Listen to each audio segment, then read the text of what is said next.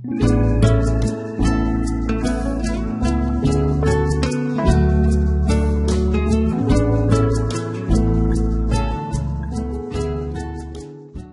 voy a rogar, mis amados hermanos, que abramos nuestras Biblias en el Evangelio según San Juan, y vamos a leer dos porciones ahí, si son tan bondadosos. Vamos a leer del versículo 1 al versículo 5 y luego del 11 al 17.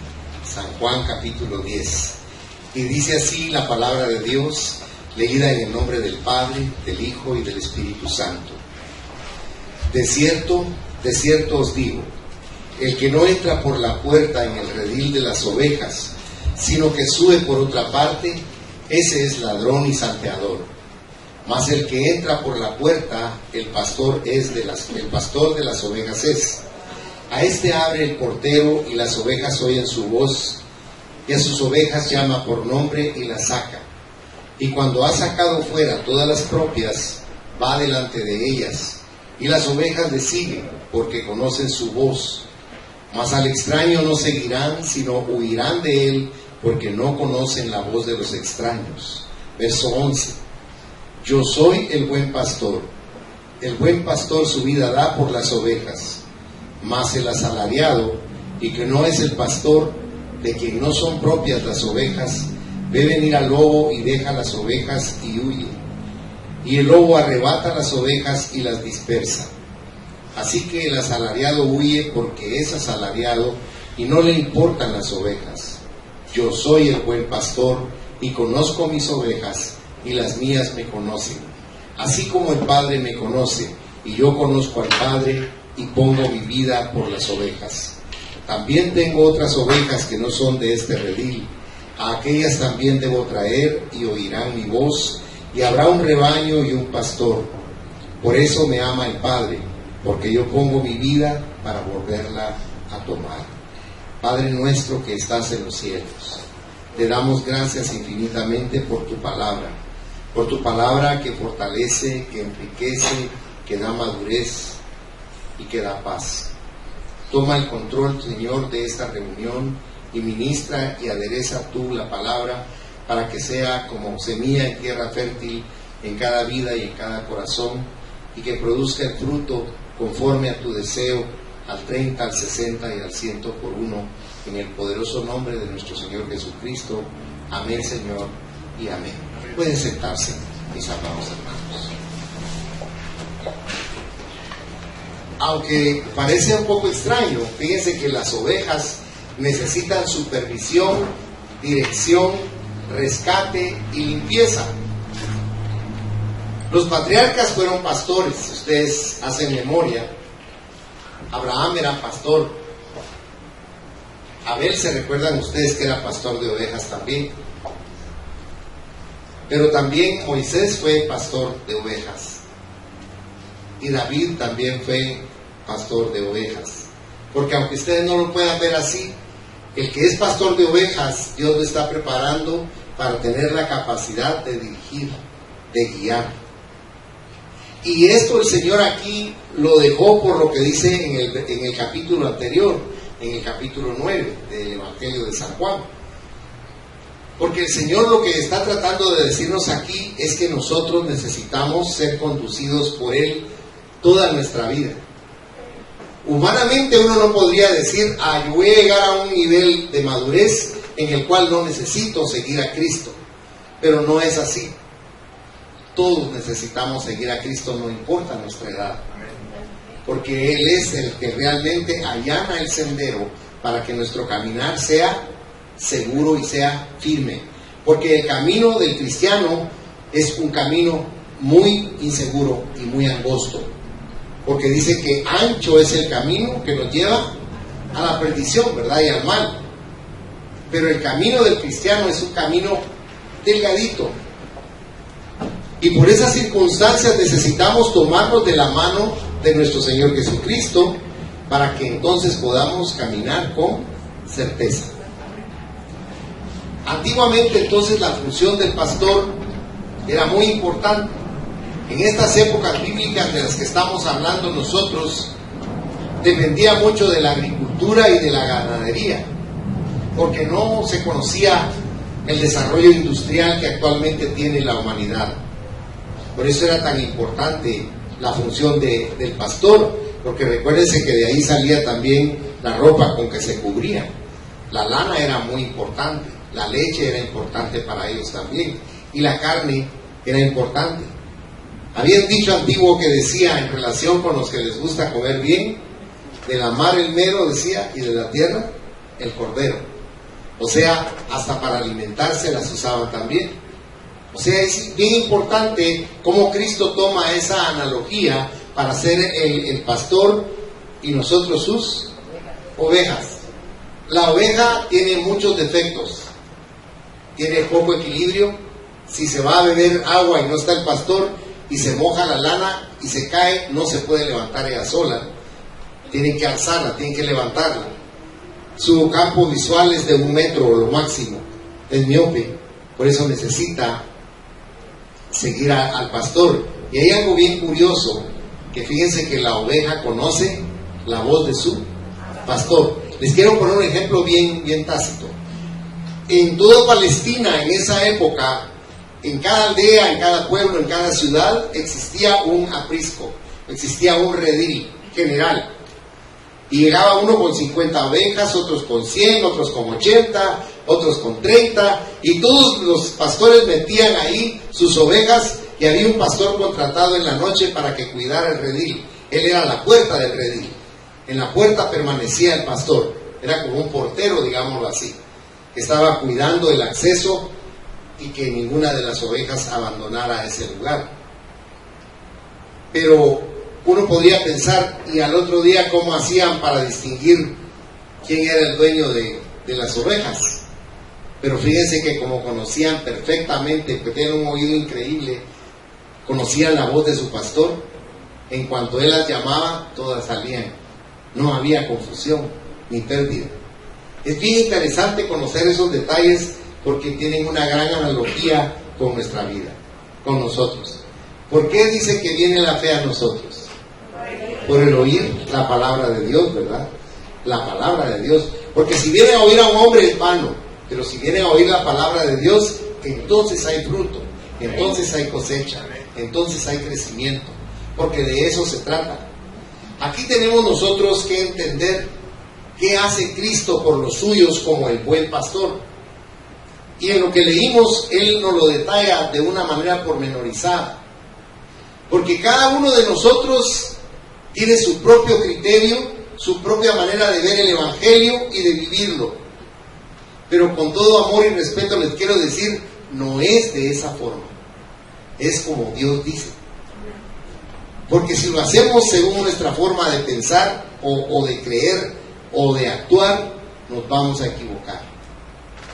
Por eso es tan importante que nuestro oído esté atento a lo que nos dice la voz de Dios en su palabra. Porque el propósito de Dios es guiarnos ¿a dónde? A pastos delicados, dice, y a aguas que sacian verdaderamente. ¿Se recuerdan de la mujer del pozo? El Señor le dijo, dame de beber. Y ella le dijo, ¿cómo tú me hablas a mí siendo samaritana? En lugar de tomar el recipiente y llenarlo con agua y dárselo. Y entonces él le dijo, si conocieras el don de Dios y si tú supieras quién es el que te está diciendo, dame de beber, tú le pedirías a él que te diera del agua que él posee. Dice, no tiene ni guacal con qué sacarla, le dijo ella. Porque ella estaba pensando en lo material, ¿verdad? Y él estaba hablando en el sentido espiritual. Usted esta mañana posiblemente desayunó bien y está satisfecho físicamente con el alimento que ingirió, pero déjeme decirle algo. Usted se ha sentado aquí porque tiene hambre y tiene sed de justicia. Y el Señor ha preparado un banquete para usted, y el banquete es su palabra. La palabra lo que quiere hacer es nutrir nuestro espíritu. El mío más que el de usted, pero estoy más gordito que usted, porque yo preparo la palabra. Pero le quiero decir que es el mejor alimento que usted puede ingerir espiritualmente. Porque eso lo hace a usted estar lleno de consuelo, estar lleno de fe, estar lleno de esperanza. estar viendo a las cosas no con los ojos materiales, sino con los ojos que nos da Dios para saber que todo va a acontecer como se lo hemos pedido a Él. Porque Él es Dios. Él hace las cosas, aunque a uno le cueste creerlo. Hay un canto que dice: esperar en ti, difícil sé que es, dice, ¿verdad? Mi mente dice no, dice, porque nosotros somos muy racionales. Pero cuando ustedes entran en la palabra de Dios y se sumergen en ella, en el río del Espíritu de Dios, ustedes comienzan a entrar en una dimensión sobrenatural en la cual ustedes no han estado. Es un lugar donde Dios viene y llena el vacío existencial que tenemos todos los seres humanos. Todos nosotros tenemos carencias, todos nosotros tenemos debilidades y flaquezas, tenemos virtudes y cosas maravillosas, pero aún así no se llena eso que queremos llenar. Pero cuando usted viene y se sumerge, como en esta mañana, en el río del Espíritu de Dios, que es la palabra, Él va a llenar ese espacio tan grande que todos tenemos, y lo va a llenar con lo mejor, con el Espíritu Santo. Bendito sea el nombre de Dios. Entonces, en primer lugar, dice en el versículo 1 y 2 que Él se acerca a nosotros. Dice que Él se acerca a los suyos. Ahí nos habla entonces que donde quiera que estemos nosotros como ovejas, Él se va a acercar a nosotros. Porque ¿sabe una cosa? Hay veces no se nos acerca a nadie, y tal vez necesitamos que se acerquen a nosotros, y nadie se nos acerca, y necesitamos tal vez una palmadita, o un pequeño abrazo, o una palabra de aliento. Pero se nos olvida que el que nunca se aparta de nosotros es el Consolador, el Espíritu Santo. Santo es su nombre. Amén. Y Él está con nosotros siempre para darnos ese ánimo que nos falta, para darnos el gozo en nuestro interior. Aunque las ovejas están protegidas por el redil, que el redil era un cerco de piedra donde las guardaban y las protegían de cualquier mal, aún así Él se acerca a nosotros, aunque estemos bien protegidos, para ver cómo nos encontramos, para ver cómo está nuestro corazón. Son detalles que tiene Jesucristo con nosotros, que nosotros a veces no le ponemos importancia. Pero ¿sabe una cosa? Cada ser humano es como una ciudadela a la cual hay fuerzas que se están acercando, no para sitiarla, sino para poseerla. Por eso es tan importante que el que nos posea sea el Espíritu de Dios, ¿verdad? Porque nosotros tenemos temperamento, tenemos mal carácter, tenemos impulsos que a veces no podemos contener. Pero cuando usted tiene el Espíritu Santo en su interior, sucede un milagro. Él es como un balance dentro de su ser, para que usted actúe de una manera bien controlada. La fuerza la da Él, no la tenemos nosotros. Es maravilloso lo que Él hace. Cristo está haciendo un esfuerzo todos los días por acercarse a usted y a mí. Vaya a su Biblia, por favor, a Apocalipsis capítulo 3, versículo 20. Mire lo que dice ahí Jesús, porque Jesús tiene un amor por usted como usted nunca lo ha conocido, y con todo respeto nunca lo ha comprendido. Dice en Apocalipsis 3:20: he aquí yo estoy a la puerta ahí, llamo. ¿A qué puerta? A la de nuestro corazón. Miren cómo dice ahí: y si alguno oye mi voz, dice, y abre la puerta, entraré a él y cenaré con él, y dice, y él conmigo. Y él conmigo.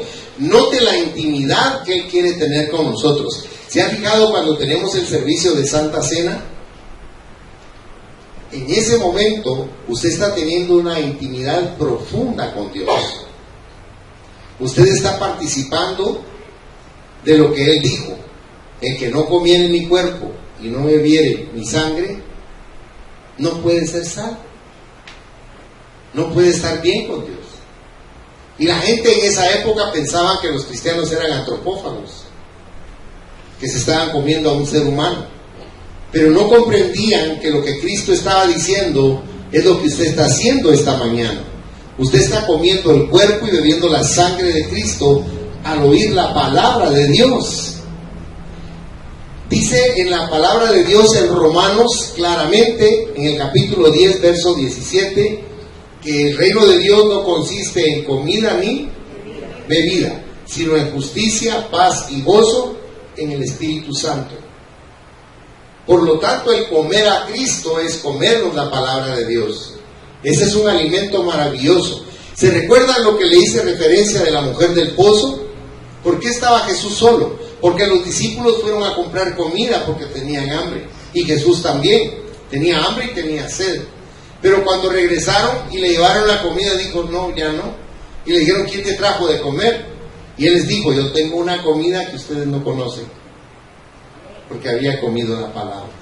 Y había cambiado el corazón de la mujer. Y había conseguido esa alma para su reino. Por eso el comer espiritualmente necesita conocimiento. No es simplemente entenderlo, entre comillas, racionalmente. Usted necesita comprender que su comida espiritual es la palabra de Dios. Por eso Dios no quiere ritos. Dios quiere una entrega.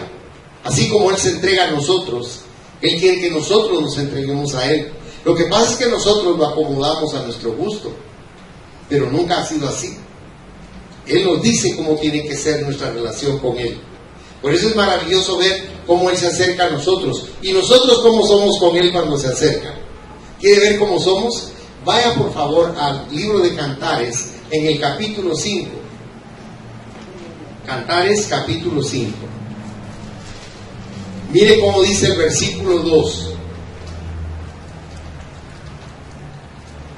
Yo dormía, pero mi corazón velaba. Es la voz de mi amado que llama.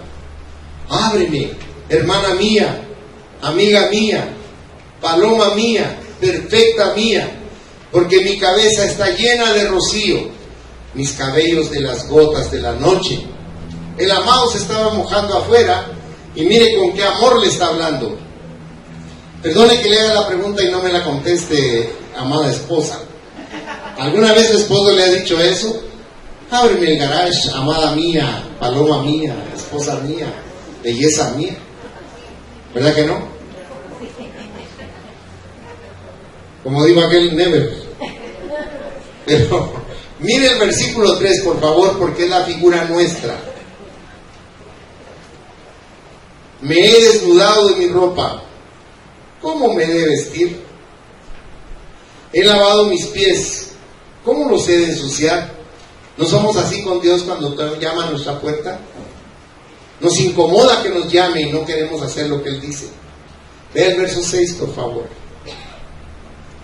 Abrí yo a mi amado, pero mi amado se había ido, había ya pasado. Y tras su hablar salió mi alma. Lo busqué y no lo hallé. Lo llamé y no. Miren, cosa tremenda, ¿verdad? Cuando Él esté tocando a su corazón, ábrale la puerta de su corazón. Amén. Déjelo entrar. Él quiere conversar con usted, quiere tener comunión con usted. Dios siempre nos está buscando a nosotros, como el buen pastor está buscando aquí a las ovejas. Porque las palabras con que le pide el esposo que abra la puerta son una de las enseñanzas de esta alegoría, que es el constante acercamiento de Dios a la vida de su pueblo. Es de observarse que el esposo utiliza diferentes nombres, todos ellos llenos de ternura, con el fin de convencer a su esposa para que le abra. El Señor utiliza también diferentes medios para hacernos comprender que tiene interés en estar cerca de nosotros. ¿Nos gusta estar cerca de Dios? Nos sentimos vigilados, nos sentimos libertad. ¿Y Él a qué vino? Vino a darle libertad a los cautivos. Cuando ustedes leen San Lucas en el capítulo 4, el versículo 18, dice que Él vino a dar vista a los ciegos. ¿Qué ciegos? Nosotros. Tenemos ojos y no vemos. Dice, vino a dar libertad a los cautivos, liberación a los presos de las cárceles. Y uno piensa en los presos literalmente, pero somos usted y yo, que somos cautivos en cárceles de pensamiento, en esquemas de vida que nosotros hemos formado y nos enclaustramos en ellos y no queremos salir de ahí, tenemos miedo. Cuando el Señor dice claramente que el que lo tiene a Él en su corazón no puede tener miedo. Porque el miedo implica imperfección en el amor, y el amor de Dios es perfecto. Por eso no puede haber en nosotros temor, sino seguridad. Entonces el Señor no solo se acerca, sino que también habla. El Señor nos habla. Mire lo que dice en el versículo 2 que leímos al principio, en San Juan, el Evangelio de San Juan.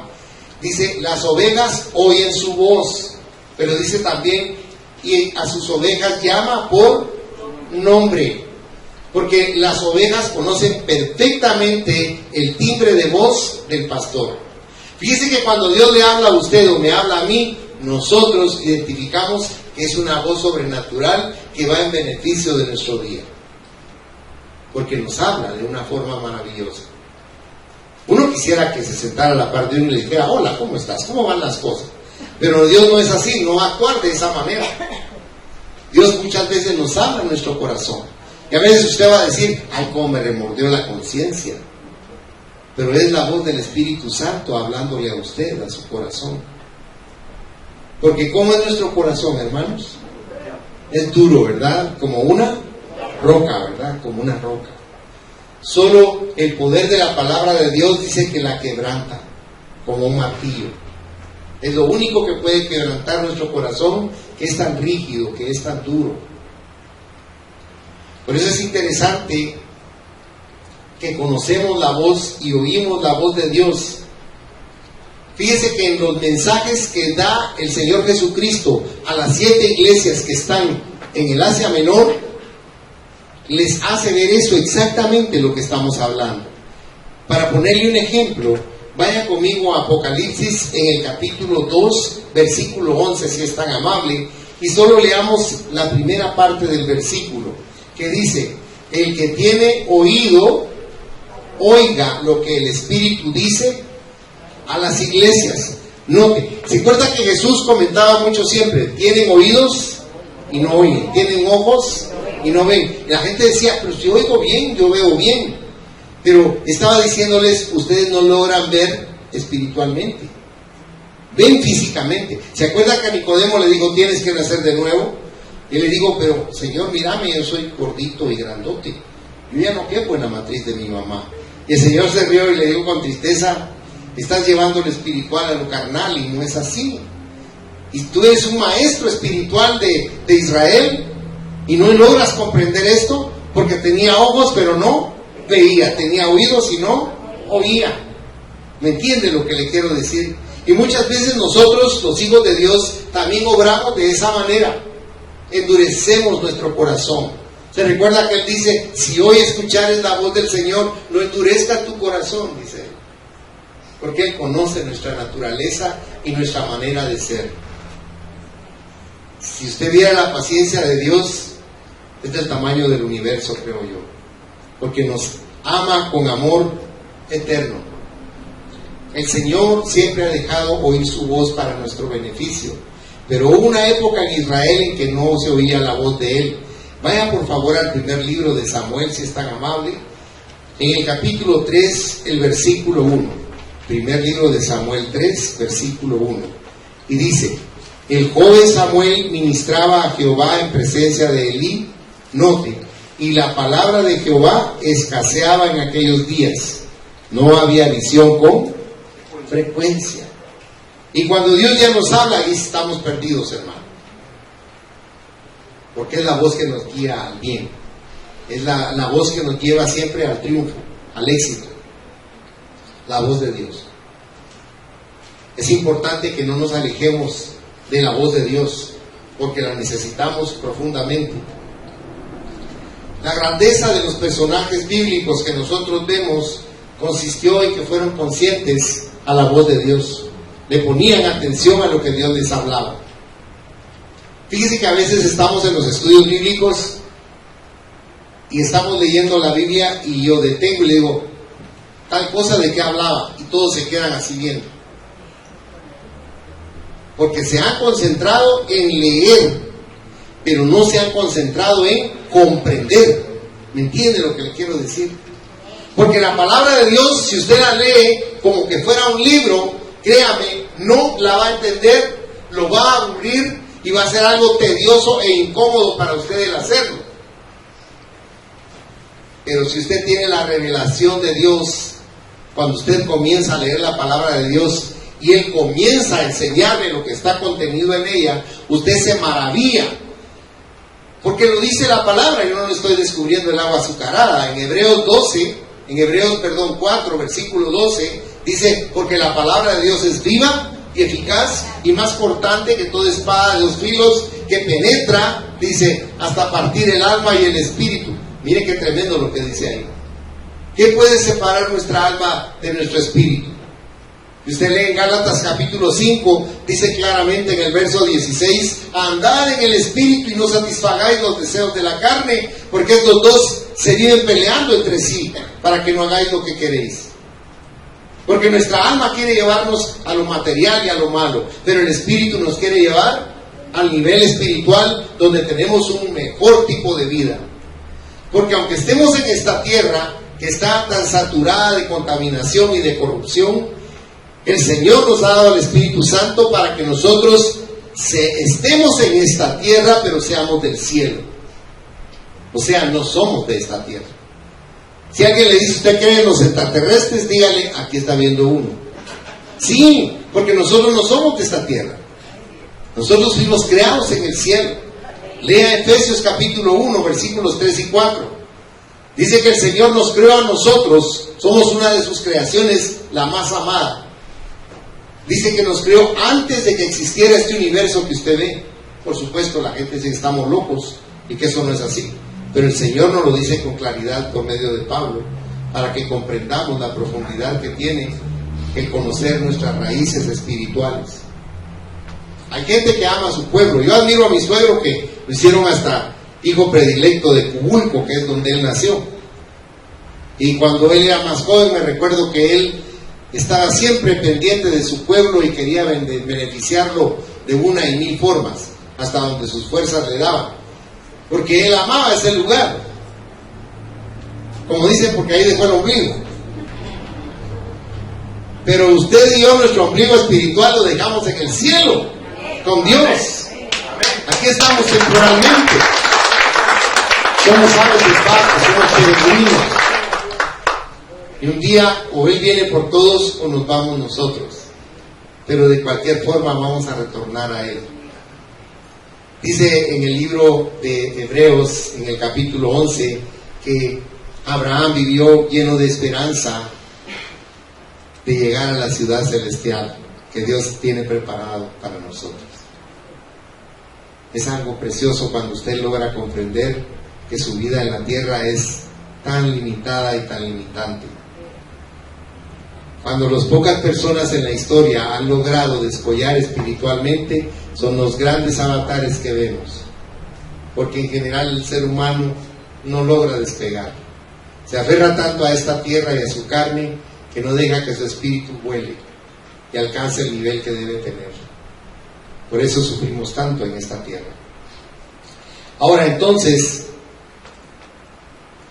el hombre es como un radioreceptor que constantemente está captando señales que llegan desde fuera, pero se interfieren unas a otras.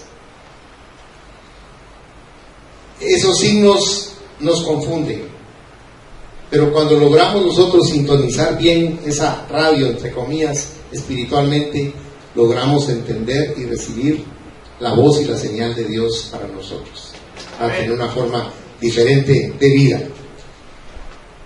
¿Qué hace Dios aparte de que Él es el solo canal de voz para nosotros? Se acerca a nosotros, nos habla, pero ¿sabe una cosa? Él nos identifica como sus ovejas. No somos un grupo para Él. Para Él usted es importante. Se recuerda que hay una porción donde Jesús cuenta y dice que Él conoce cuántos cabellos tenemos en nuestra cabeza. Y alguien podría pensar vanamente y decir, ¿qué sentido tiene que le cuenten los pelos de la cabeza a uno? Lo que está tratando de decirnos es que Él nos conoce de una manera tan personal que ni nosotros mismos nos conocemos. Él nos conoce y nos ve de una manera especial. El versículo 3 dice: y a sus ovejas llama por nombre. Fíjese que la sociedad tecnológica e industrializada de nuestra época realmente despersonaliza al individuo. ¿Cómo nos ven en realidad? Nos ven como un grupo, como un montón, aún en las mismas empresas.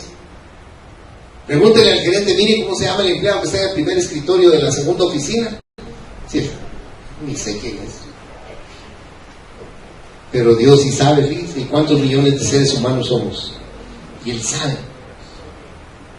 O sea, ella se llama Amy, ella se llama Ruth, él se llama Winston, porque Él nos conoce. Ahora, quiero decirle algo: nos conoce de tal forma que cuando estemos con Él en el cielo, dice que nos tiene un nuevo nombre,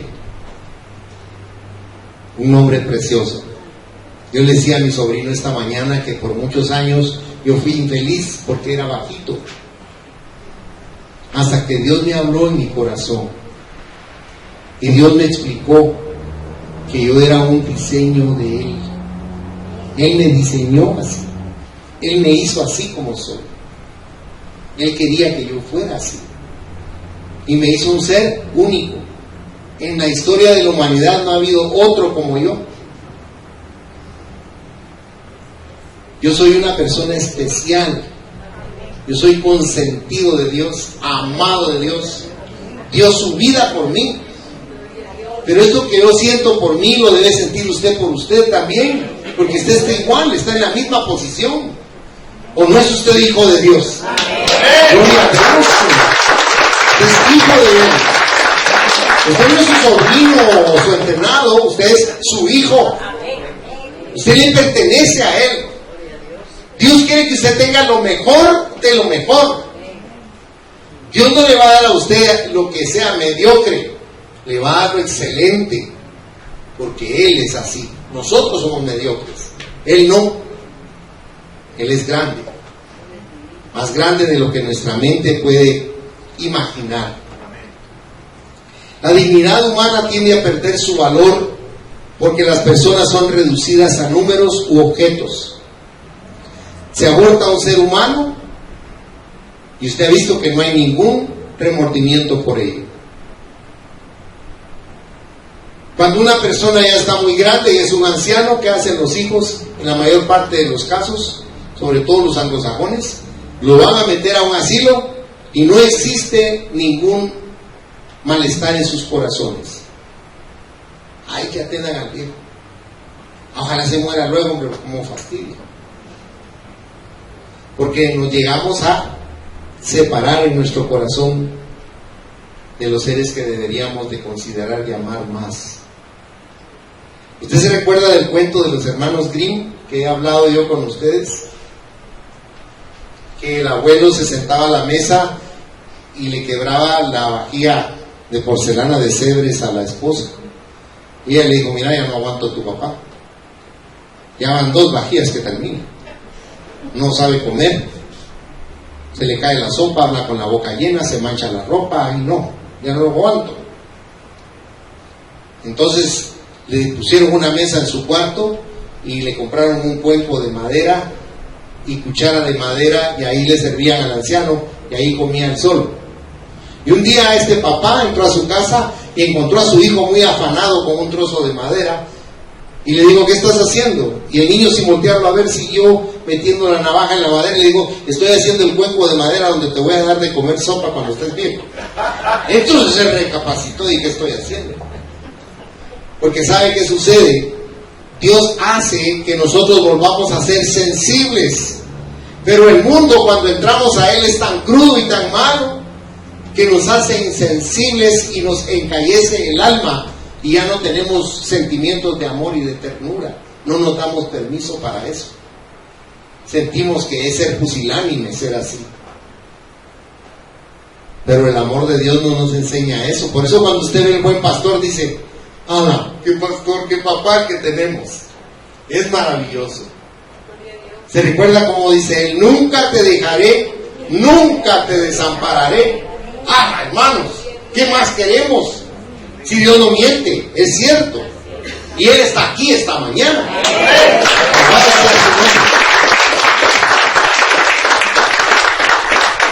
Bendito sea el Dios del cielo. Cuando estaba preparando esto, le dije, Señor, yo te agradezco que seas tú quien me diga. Porque yo le voy a ser franco, yo tengo lucha conmigo cuando voy a preparar el mensaje, porque yo encuentro uno y digo, ¡ah, qué lindo! Aquí voy a desarrollar el tema. Está nice, hasta psicología. Ya, pues chica, me empatino cuando dice el Señor, no, es aquel. ¡Hola, Señor! Pero tengo que hacer lo que Él dice, hermanos. ¿Verdad? Porque tenemos que predicar con Él ejemplo. Aunque a veces no nos gusta lo que Él nos manda, nosotros tenemos que aprender a obedecerlo. En la obediencia y en la fe tenemos segura la salvación. Es bien importante. Las relaciones en la sociedad han venido a ser muy impersonales. Para muchos profesionales, las personas vienen a ser nada más que un número. Fíjese qué triste es eso. O un simple paciente. En el ejército, ¿un soldado será que es importante? No, es un soldado. Y lo puede ver usted no de ahorita ni de Guatemala. Lea usted, por ejemplo, las batallas de Napoleón y va a ver cómo Napoleón después de la batalla caminaba encima de los cadáveres de sus soldados, pero nada más para ver los resultados de su estrategia, no porque le importara ir a ver a los muertos.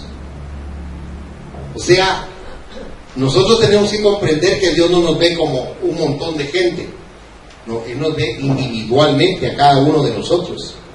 Cuando usted está sufriendo una crisis, cuando usted derrama lágrimas, usted solo, cuando usted siente el corazón compungido y quebrantado, ahí está Él con usted.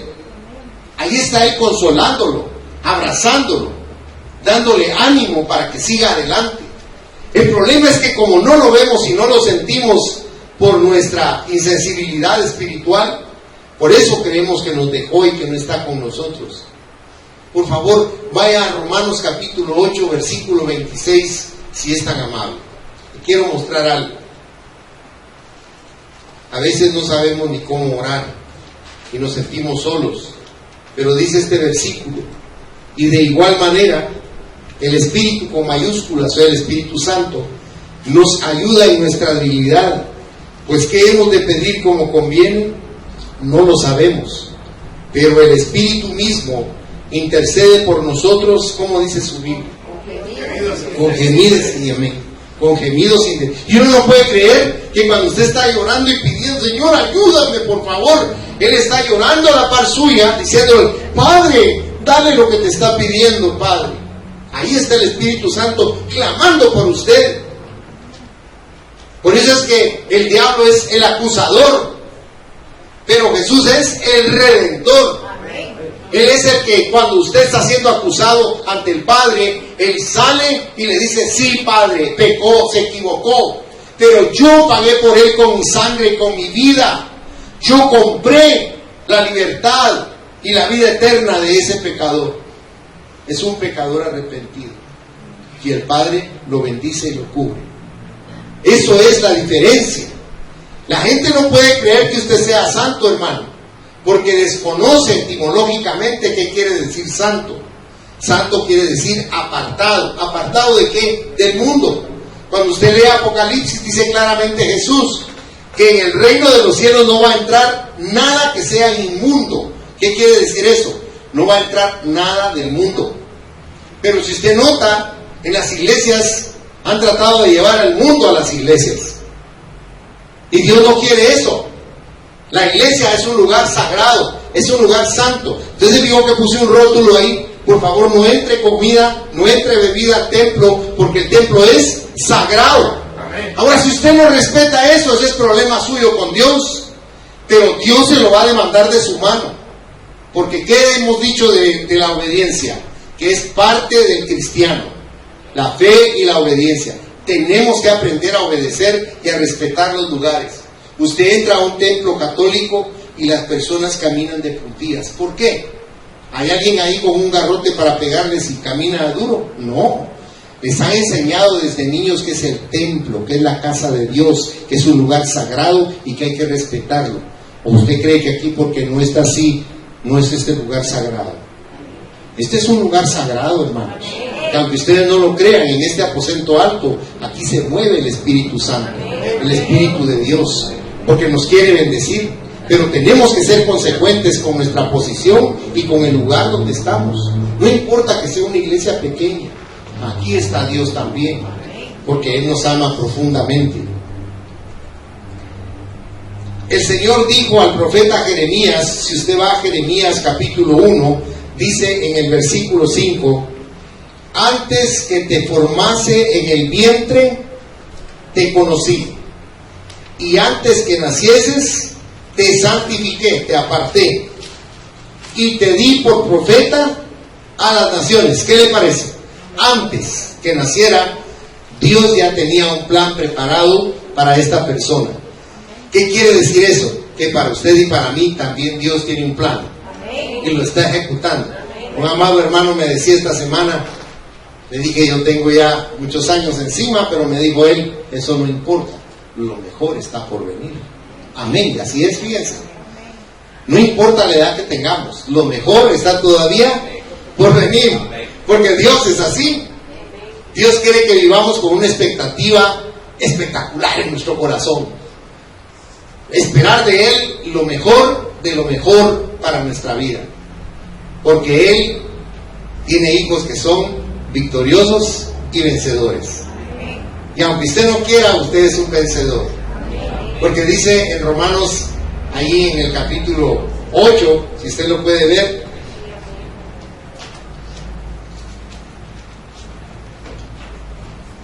ahorita le digo el versículo.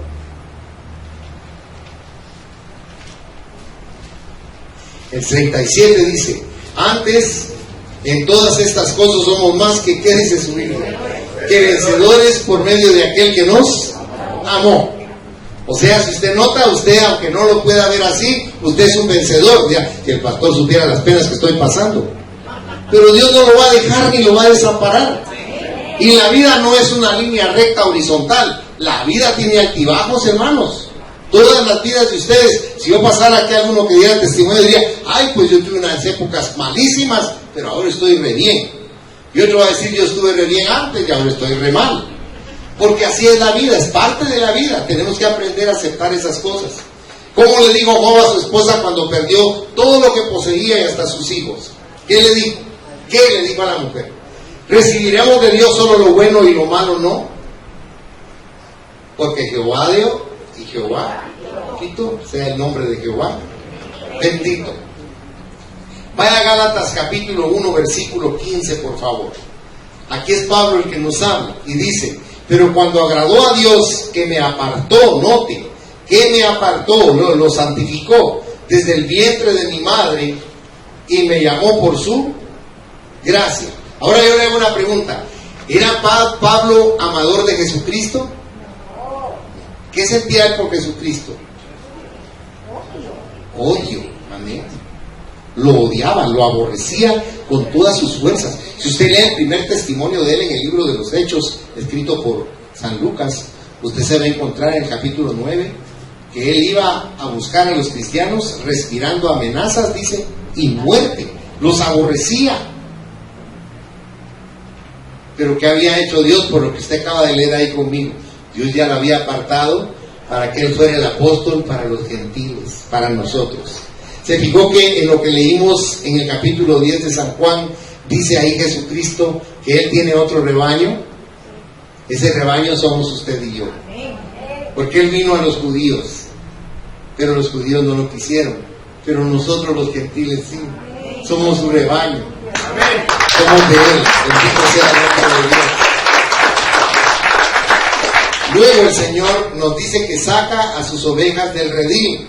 Yo le quisiera leer una notita que le escribí y se llama el redil. Así le puse, que es salvación, posición y seguridad. Hay un redil, un lugar donde se guardan todas las ovejas. Este implica el lugar de aceptación de Dios o el lugar de seguridad ante la presencia de Dios. Es la visión de salvación. de visión espiritual que viene al creer en Jesús como el Hijo de Dios.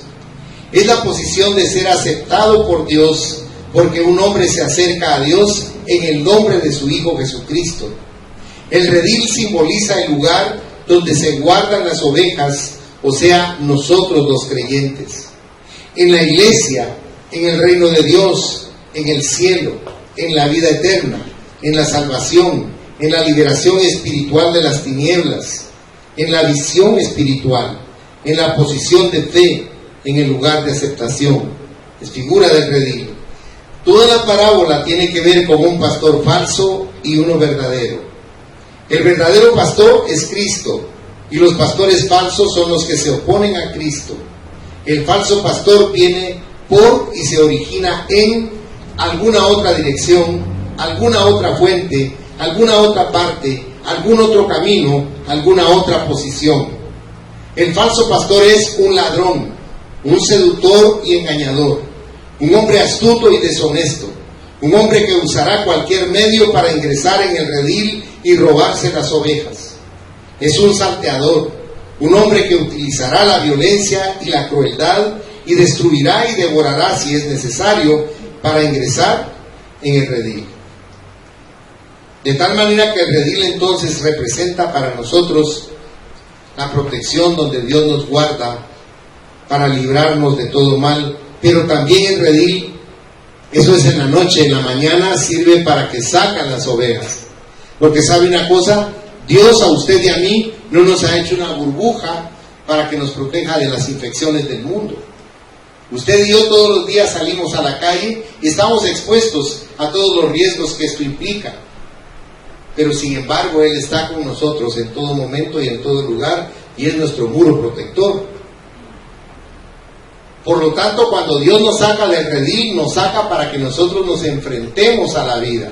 Nos saca de la comodidad donde Él nos tiene a la incomodidad del campo, del valle, donde hay que buscar la comida, el pasto verde, el agua que esté fresca y cristalina para saciar nuestras necesidades. Por eso es importante reconocer esta actitud que Él tiene para nosotros, porque muchas veces nosotros como cristianos no queremos enfrentar la responsabilidad que tenemos de llevarle la palabra a los que están en perdición, a los que van al morir al infierno. Nosotros nos circunscribimos al templo y al servicio, pero nosotros deberíamos llegar con las personas y hablarles de la salvación. Usted a veces tiene un amigo muy querido o una amiga muy querida, pero le da miedo hablarle de la salvación. Entienda que no le está hablando de religión, porque ninguna religión salva a nadie. ¿Qué es lo que salva?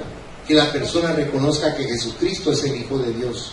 Y eso lo puede ver usted aquí en Romanos, en el capítulo 10, si es tan bondadoso. Dice en el versículo 8, mas ¿qué dice?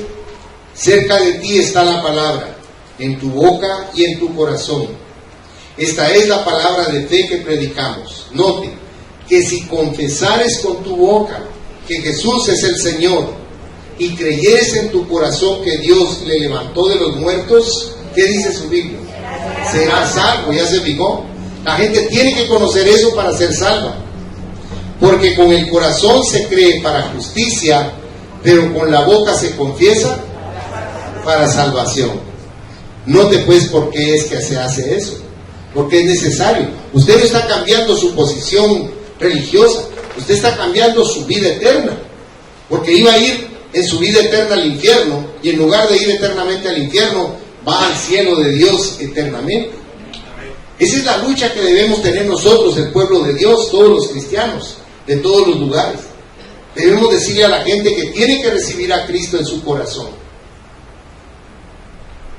Una noche en la antigua, de esas noches culturales, hubo un momento que le permitieron al sacerdote de la catedral, de la iglesia de ahí, que hablara, y el parque central del antiguo estaba lleno, y me quedé con la boca, se me cayó la quijada, porque el padre le dijo a todas las personas que estaban ahí, repita conmigo, hijos míos, y toda la gente muy reverente, Jesús, dijeron, Jesús, te pedimos perdón por nuestros pecados, y te abrimos nuestro corazón y te recibimos como nuestro Señor y Salvador. Amén. Toda la gente lo hizo. ¿Sabe una cosa? Esas personas van al cielo. Gloria a Dios por eso. Porque a la fuerza nadie puede hacer esa oración. La hace el que en su corazón, en su espíritu, tiene un atisbo de lo que Dios nos dice en su palabra para salvarnos. Por eso es maravilloso conocer la palabra. Y termino el mensaje con esto. Nuestro buen pastor camina delante de las ovejas. Va siempre delante de nosotros. Las ovejas son animales que se caracterizan porque siempre van siguiendo al pastor, van detrás del pastor. Hay otros animales como las cabras, usted ha visto que hasta un gran chicote les tienen que tronar ahí para que caminen, y aún así se van por otro lado. Hasta un dicho había, se recuerda, que decía: la cabra siempre tira al monte. O sea que gracias a Dios nosotros seguimos al pastor, porque la presencia del pastor delante del rebaño es símbolo de protección y también de dirección. Miren qué maravilloso. Un ejemplo de la presencia del Señor lo tenemos, si usted me acompañara, a Éxodo capítulo 13, versículos 21 y 22, si es tan amable. Éxodo 13, versos 21 y 22, y dice: y Jehová iba delante de ellos de día en una columna de nube para guiarlos por el camino, y de noche en una columna de fuego para alumbrarles, a fin de que anduviesen de día y de noche. Nunca se apartó de delante del pueblo la columna de nube de día, ni de noche la columna de fuego. Miren qué maravilloso como Dios iba guiando al pueblo por donde el pueblo tenía que transitar. Qué maravilloso es saber que Dios nos sigue guiando a nosotros de la misma manera. Por eso el rey David dijo algo en el Salmo 23. Si usted fuera conmigo al Salmo 23, versículo 3, dice el rey David: confortará mi alma, me guiará por sendas de justicia por amor de su nombre. Mire qué bello es saber que tenemos un Dios que va allanando el camino por nosotros, abriéndonos brecha para que caminemos con seguridad el lugar que Él ha determinado que transitemos. Es maravilloso saber esto de Dios. Ahora, con esto concluyo. Cuando el Señor no va delante de nosotros, es porque viene detrás, porque nos perdimos y nos salió a buscar para cargarnos y para hacernos regresar a redil. Cierre sus ojos, por favor. El Señor Jesús es el buen pastor por excelencia, porque Él lleva a cabo precisamente cada una de estas cualidades que hemos señalado. Primero, se acerca a los suyos para tener comunión con ellos. Segundo, habla, esto es, deja que su voz se escuche para que sepamos lo que desea. Tercero, identifica a cada uno de los suyos como individuos en particular y no como parte de las masas. Cuarto, saca a sus ovejas de las comodidades para que encaren nuevas aventuras. Y quinto, camina delante de su pueblo para guiarlo y protegerlo. ¿Estamos permitiendo en nuestras vidas que el Señor ejerza estas cualidades? Si no es así, Padre Celestial, yo te pido que mires a tu pueblo. Que mires, Señor, que tienen que abrir sus ojos espirituales y sus oídos espirituales para que puedan entender en tu palabra la guianza diaria que nos das, para que caminemos con presteza y seguridad detrás de ti. Yo te pido que bendigas a este pueblo que te necesita. Yo te pido que mires sus necesidades materiales y físicas, pero te ruego que también suplas conforme a tus riquezas en gloria para sus necesidades espirituales. Porque cada uno de ellos, Señor, adolece de esas necesidades y está buscando que tú les respondas, que tú les hables, que tú te manifiestes a sus vidas. Por favor, Señor, haz resplandecer tu rostro sobre ellos. Llénalos de tu luz y de tu santa misericordia. Abre puertas que nadie pueda cerrar. Abre las ventanas de los cielos y derrama sobre ellos de tu bendición hasta que sobreabunda. Quita, Señor, de sus vidas toda enfermedad, toda dolencia, toda incomodidad, toda frustración, toda angustia, todo temor, toda inseguridad. Ministralos en esta mañana y llena el vacío existencial que tienen. Que comprendan que solo tú eres el único capaz de suplir para esa necesidad tan especial. Que comprendan que tú eres un Dios que nuestra mente no está capacitada para poderlo ubicar o determinar. Porque no existe parangón contigo, Señor. Por lo tanto te pido que a través de la fe hagas tú, Señor, que tu conocimiento se magnifique en sus corazones y que ellos puedan sentirse amados por ti, hijos amados y especiales tuyos, guardados por tu misericordia y por el celo de tu amor que nos defiende, Señor, como dice tu palabra, como cuando a una osa le quitan sus cachorros. Porque tú, Señor, nos levantas como el águila al aguilucho y nos sueltas en el aire para que aprendamos a volar con la confianza de que tú nos vas a rescatar, nos vas a proteger, nos vas a guardar, nos vas a prosperar y nos vas a llenar con tu amor. Por eso, Padre, te ruego que en esta mañana la bendición del Padre, del Hijo y del Espíritu Santo sobreabunde en cada vida y en cada corazón. Que derrames esta bendición como rocío sobre sus cabezas y que los empapes, Señor, con tu paz y con tu dulzura. Yo los bendigo con amor en el precioso nombre de nuestro Señor Jesucristo. Amén, Señor, y amén. Amén. Que el Señor les bendiga grandemente, mis hermanos. Gracias, Señor.